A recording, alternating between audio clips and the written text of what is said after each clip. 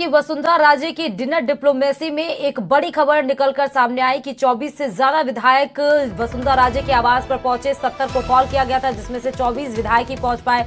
CM face घोषित होने से पहले विधायकों का ये जमावड़ा सियासी गलियारों में हलचल बना हुआ है, क्योंकि 70 विधायकों को कॉल करके बुलाया गया था। 24 पहुंचे हैं। दिन भर पूर्व सीएम वसुंधरा राजे के आवास पर हलचल देखी गई। मालवीय नगर विधायक कालीचरण सराफा, शेरगढ़ विधायक बाबू सिंह राठौर, दुदू विधायक प्रेमचंद बैरवा, मनोहरपुर थाना विधायक गोविंद रानीपुरिया, किशनगंज विधायक ललित मीणा, अंता विधायक कंवरलाल मीणा, बारा विधायक राधेश्याम बैरवा, डग विधायक कालूलाल मीणा, गुड़ा मलानी विधायक के विश्नोई, सिकराय विधायक विक्रम सिंह बंशीवाल, बांदीकुई विधायक भागचंद टाकड़ा, नसीराबाद विधायक रामस्वरूप लांबा, छाबड़ा विधायक प्रताप सिंह सिंघवी। ये तमाम 24 ऐसे विधायक हैं जो कल वसुंधरा राजे जी के आवास पर पहुंचे थे। जहाजपुर विधायक है, उसमें गोपीचंद मीणा, वैर विधायक बहादुर सिंह कोहली, व्यावर विधायक शंकर सिंह रावत, जाल विधायक मंजू बागमार, नावा विधायक विजय सिंह चौधरी, पिंडवाला विधायक आबू रोड के जो कि विधायक है सामाराम गरासिया, निवाई विधायक राम सहाय वर्मा, बाली विधायक पुष्पेंद्र सिंह राणावत, केकड़ी विधायक है शत्रुघ्न गौतम, छावड़ा विधायक प्रताप सिंह सिंघवी। ये 24 नाम मैंने आपको बताया कि कहां से, और इस बार बहुत सारे लोगों ने जीत भी हासिल की। ये 24 विधायक हैं जो कि 24 के 24 विधायक वसुंधरा राजे के पास गए, लेकिन 70 विधायक को कॉल किया गया था। तो एक तरह से वसुंधरा राजे के नामों की चर्चा भी है जयपुर से लेकर दिल्ली तक कि वसुंधरा राजे फिर से रिपीट कर सकती हैं। लेकिन अब देखना यह है कि जो शक्ति प्रदर्शन किया गया, जो कॉल किया गया विधायकों को, और जो दिन भर कल हलचल देखी गई है वसुंधरा राजे के खेमे में, क्या वसुंधरा राजे इससे कोई अलग मैसेज देना चाहती हैं? क्या ये अलग बताना चाहती हैं कि अगर उनको सीएम नहीं अपॉइंट किया गया, इस बार सीएम के लिए नॉमिनेट नहीं किया, नॉमिनेशन में तो है फिलहाल, लेकिन फाइनल मुहर अगर नहीं लगेगी तो कैसे खेल वो बिगाड़ सकती हैं? क्या वसुंधरा राजे एक शक्ति प्रदर्शन का वानगी प्रस्तुत कर रही थी? और इसी के साथ ही अगली खबर आपको बता दें, जयपुर से बड़ी खबर है। करारी हार पर मंथन आज कांग्रेस करेगी और इसको लेकर पीसीसी में आज सुबह 11 बजे बैठक होने वाली है। कांग्रेस विधायक दल की जयपुर में बैठक करेगी, जिसमें पीसीसी चीफ गोविंद सिंह डोटासरा जो जीत भी हासिल किए हैं, CM ex CM Ashok Gehlot और साथ ही सुखजिंदर सिंह रंधावा समेत तमाम दिग्गज मौजूद रहेंगे। डोटासरा नौ निर्वाचित विधायकों को पीसीसी कार्यालय पे उनको बुलाया गया है। सुबह 11 बजे आपको बता रहे हैं ये विधायक दल की बैठक होगी, जिसमें प्रदेश चुनाव के ऑब्जर्वर सहित कई नेता मौजूद रहेंगे। बैठक में पार्टी हार के कारणों पर चर्चा भी करेगी। नौ निर्वाचित विधायकों से चुनाव का फीडबैक लिया जाएगा कि जिन जिन सीटों पर हार मिली है, क्योंकि 70 सीटें, 70 क्या 69 सीटें ही कांग्रेस के खेमे में आई हैं। एक तो आरएलडी के पास गई है। ये टोटल गठबंधन के साथ 70 सीट आई हैं। जो सीटें हारी गई हैं बहुमत के लिए, यानी कि 30 सीटें कैसे हार गई, इन सब पर फीडबैक लिया जाएगा। कहां पर कमी रह गई, इन सब का जायजा लिया जाएगा। और साथ ही ये भी बताया जाएगा आज विधायक दलों की बैठक में कि 24 के लिए अभी से जुट जाए, क्योंकि एक बड़ा हार तो देखना ही पड़ा है, क्योंकि इस बार रिवाज नहीं बदल पाए कांग्रेस। जो 5 साल के बाद राजस्थान की जनता हर 5 साल में रिपीट नहीं करती है सरकार को, बल्कि बदल देती है सरकारों को। तो ये अब देखना होगा, क्योंकि बार बार ये बोला जाए, और 156 का टारगेट भी था, तो 156 क्या 100 का आंकड़ा भी जो सरकार बनाने के लिए चाहिए वो भी कांग्रेस नहीं ला पाई। तो 30 सीटों पर कहां पर कमी रह गई, इन सब का फीडबैक लिया जाएगा। इस खबर पर हमारे संवाददाता बाबूलाल जुड़े हुए हैं। बाबूलाल, आज करारी हार के बाद कांग्रेस मंथन करेगी पीसीसी कार्यालय में, और क्या जानकारी है इसको लेकर? जी बिल्कुल, बड़े चुनाव को बनाया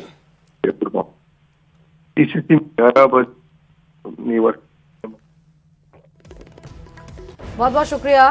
तो आपको बता दें कि डोटासरा, सुखजिंदर सिंह रंधावा, एक्स सीएम गहलोत साहब, ये सभी आज मौजूद रहेंगे। और हार के कारण क्या थे, इन सब को जानने की कोशिश की जाएगी। राजस्थान विधानसभा चुनाव में बीजेपी को पूर्ण बहुमत मिला है, लेकिन एक सवाल है जो पूरे प्रदेश की जनता के मन में कौंध रहा है कि राजस्थान में बीजेपी की सरकार बनने के बाद आखिर होगा कौन सीएम। ये रिपोर्ट देखिए।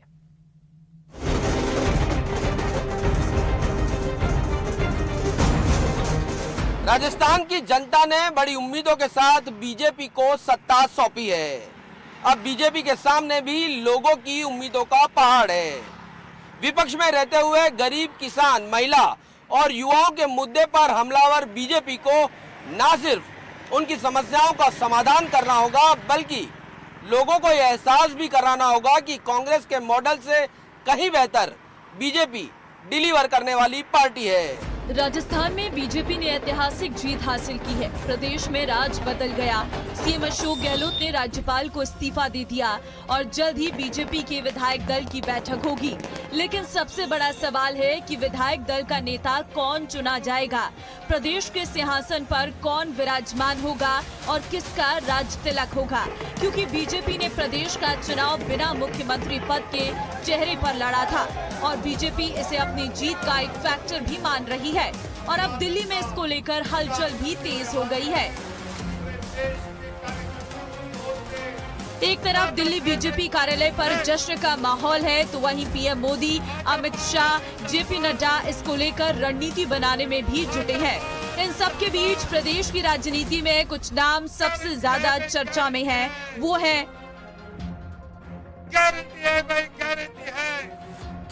अर्जुन राम मेघवाल, गजेंद्र सिंह शेखावत, वसुंधरा राजे, राज्यवर्धन सिंह राठौर, ओम बिरला।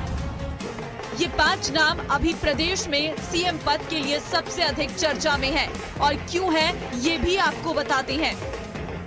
बात अर्जुन राम मेघवाल की करें तो 3 बार के सांसद हैं, बीजेपी के बड़े दलित नेता हैं, संकल्प पत्र समिति के अध्यक्ष रहे, पारंपरिक वेशभूषा से अलग पहचान, साइकिल से संसद भवन जाते हैं, पीएम के विश्वस्त नेताओं में से एक है। इसमें एक बड़ी बात और है कि बीजेपी ने अर्जुन राम मेघवाल को किसी भी सीट से चुनाव नहीं लड़ाया है, लेकिन वो सीएम पद की रेस में शामिल है। वहीं गजेंद्र सिंह शेखावत की बात करें तो राजस्थान में अच्छी पकड़ है। जोधपुर लोकसभा से सांसद हैं, शेखावत जल शक्ति मंत्री हैं। लेकिन शेखावत ने भी खुद चुनाव नहीं लड़ा है, लेकिन माना जा रहा है कि अगर बीजेपी उन्हें सीएम बनाती है तो करणपुर सीट पर होने वाले चुनाव में उन्हें उतारा जा सकता है, क्योंकि करणपुर सीट पर कांग्रेस प्रत्याशी का निधन हो गया था और वहां चुनाव नहीं हुआ है। बात अगर वसुंधरा राजे की करें तो 2 बार प्रदेश की सीएम रही, प्रदेश की सबसे लोकप्रिय नेता है, 5 बार विधायक रही हैं, 5 बार लोकसभा सांसद रही हैं, ग्वालियर राजघराने की बेटी है, धौलपुर राजघराने की बहू है। वसुंधरा ने प्रदेश के नेताओं में सबसे अधिक 35 रैलियां और 2 बड़े रोड शो किए हैं, कई बागियों की समझाइश भी की है, लेकिन इस बार स्पेस जाहिर नहीं किया है। बात राज्यवर्धन सिंह राठौर की करें तो जयपुर ग्रामीण से सांसद हैं, कोटवाड़ा सीट से जीत हासिल की है, 50,000 से अधिक वोटों से जीते। 2013 में राजनीति में प्रवेश किया था, 23 साल तक सेना में सेवाएं दी। 2 महारानियों के बीच में, एक महारानी और एक राजकुमारी के बीच में जंग है। हालांकि सिद्धि कुमारी भी जीती है, वो भी राजकुमारी है, और कल्पना राजे भी जीती है, वो भी राजकुमारी है। लेकिन मुझे लगता है कि राजस्थान की जो आबो हवा है उसमें 2024 को देखते हुए बहुत महत्वपूर्ण, क्योंकि सेमीफाइनल है तो फाइनल के लिए कोई मजबूत टीम उतारी जाएगी और उसमें अगर कोई दलित कार्ड खेला जाता है तो मदन दिलावर और अर्जुन राम मेघवाल या वर्तमान सीपी जोशी या ओम बिड़ला भी हो सकते हैं, और एक और भी जो कहते हैं कि किसी को भी मुख्यमंत्री बना देते हैं। तो जिस तरीके से हमने गुजरात में देखा पहली बार के मुख्यमंत्री तो नौक्षम चौधरी, जो सबसे कम उम्र की है, 28 साल की है, वो भी राजस्थान में एक नया इतिहास लिख सकती है कि दलित वर्ग से भी है, हाईली एजुकेटेड भी है, और उन्होंने जाहिदा खान को, जो तैयब हुसैन की सियासी बागडोर को संभाल रही थी, उनको उनके घर में पटकनी दी है। दोनों बेटों को प्रधान बनाने के बावजूद उनके घर में चुनौती दी है। तो क्या पता एक नया गुल खिल जाए कि पुष्कर सिंह धामी हार गए थे तो भी मुख्यमंत्री बना दिया था, तो क्या पता नौक्षम चौधरी की भी लॉटरी लग जाए। लेकिन दिया कुमारी मुझे लग रहा है सब पर भारी नजर आए। राज्यवर्धन सिंह राठौर ने कांग्रेस के अभिषेक चौधरी को मात दी है और सीएम की रेस में भी है। वहीं ओम बिरला कोटा दक्षिण से 3 बार विधायक रहे, 2 बार के सांसद रहे। बिरला अभी 17वीं लोकसभा के अध्यक्ष हैं। फिलहाल बीजेपी में अब सीएम फेस को लेकर कवायद शुरू हो चुकी है और विधायक दल की बैठक जल्द होने वाली है। बीजेपी आलाकमान पर्यवेक्षक जयपुर भेजेंगे और विधायकों की राय पर सीएम का नाम तय होगा, जिसके बाद पार्लियामेंट्री बोर्ड नाम तय करेगा, जिसका सबको इंतजार है। राजस्थान में मुख्यमंत्री का ताज किसके सर बंधेगा, इसको लेकर बीजेपी ने कवायद तेज कर दी है। जयपुर से लेकर दिल्ली तक मंत्रणाओं का दौर जारी है। हालांकि मुख्यमंत्री का नाम आम सहमति से ही तय होगा, लेकिन जिसका भी नाम तय होगा उसे साल 2024 में लोकसभा चुनाव में राजस्थान फतेह करने की बड़ी गारंटी देनी होगी। कैमरा पर्सन नवीन के साथ सौरभ गृहस्थी, न्यूज़ 18 राजस्थान, जयपुर। और संसद के शीतकालीन सत्र का आज दूसरा दिन है। शीतकालीन सत्र के दूसरे दिन हंगामे के भी आसार नजर आ रहे हैं, लेकिन पहले दिन भी ध्यान रखना चाहिए कि 12 बजे तक संसद की कार्यवाही स्थगित कर दी गई थी, क्योंकि संसद के अंदर तमाम सांसद लोग होर्डिंग लेकर चले आए थे, जो बिल्कुल ही संसद की कार्यवाही के विरुद्ध था। लेकिन आज भी दूसरे दिन भी हंगामे के आसार नजर आ रहे हैं। क्यों आ रहे हैं वो आपको बता देते हैं। दरअसल तृणमूल कांग्रेस यानी टीएमसी की सांसद है महुआ मित्रा, जिनके निष्कासन संबंधी रिपोर्ट आज लोकसभा में पेश की जाएगी, और जिसको लेकर ये भरोसा जताया जा रहा है या फिर अंदेशा लगाया जा रहा है कि आज भी संसद की कार्यवाही सिर्फ और सिर्फ हंगामे के भेंट ही चढ़ती हुई नजर आएगी।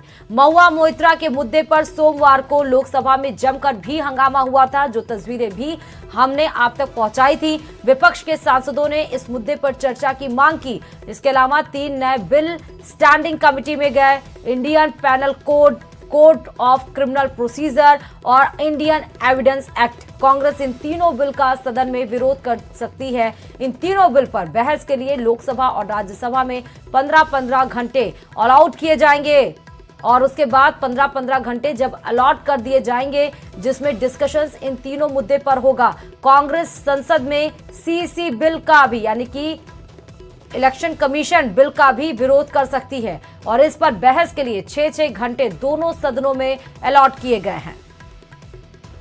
तो आपको बता दें कि ये तमाम 4 ऐसे मुद्दे हैं, ये 4 ऐसे मुद्दे हैं जो आज लोकसभा इन 4 मुद्दों पर फिर से हंगामे की भेंट चढ़ सकती है। अब खबरों में आगे बढ़ते हुए बताते चले कि राजस्थान में बीजेपी की प्रचंड जीत में कई नेताओं की अहम भूमिका रही है, जिसमें सही रणनीति, कुशल नेतृत्व और टिकटों का वितरण भी सही तरीके से किया गया है। इन सब के पीछे बीजेपी के नए चाणक्य का हाथ था। आज हम उसकी चर्चा करेंगे और अपनी इस रिपोर्ट में बताएंगे कि कैसे इस चाणक्य ने चुनाव की पूरी बाजी ही पलट दी। देखिए खास रिपोर्ट।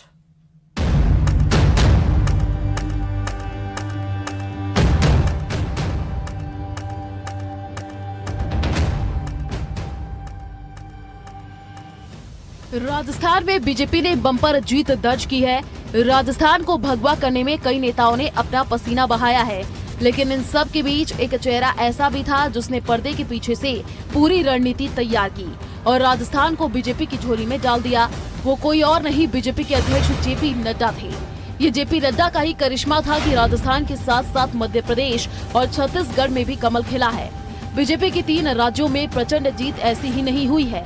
इसके पीछे जेपी नड्डा ने मेगा प्लान बनाया था, क्योंकि राजस्थान में तो बीजेपी कई खेमों में बटी हुई थी।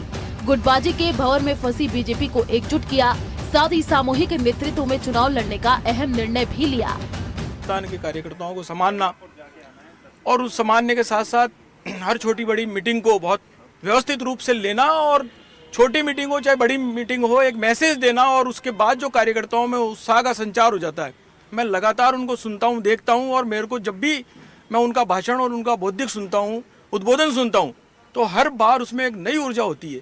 एक बार माउंट आबू में उन्होंने एक वाक्य काम में लिया था कि हवन में जो सामग्री है वो जब डलती है तो मैं समझता हूँ वो खुशबू आती है, और वो खुशबू के नाते उन्होंने पूरे राजस्थान को महकाया, और उसका परिणाम है कि आज हम भारतीय जनता पार्टी की राजस्थान में यहाँ एक बहुत जोरदार बहुमत के साथ सरकार बनाने जा रहे हैं।